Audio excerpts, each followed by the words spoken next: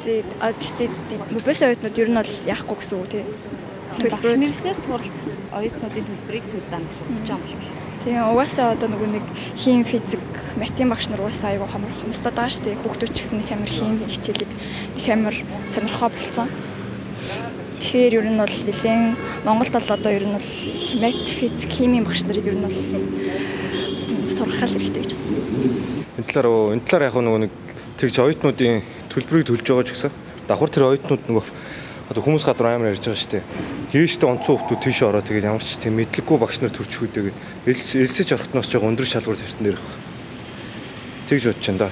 Би яг ашуусын тэр юуны мөбисих биш аахгүй би ашуус болохоор мэдгүй байна. Гэхдээ тэр нь яг зөв үйлдэл гэж бодож байна. Оюутнууд төрөөс дэмцэн ямар ч тийм юм байдаггүй гэж боддоо шүү дээ. Би оюутны хувьд би энэ жил 2 дугаар курс тэгж хаад одоо ингээ оюутны байранд хүртэл оюутнууд нь орж чадахгүй ингээд хүүхдүүд нь овоорц оюутны байранд хүртэл дутагдaltaй.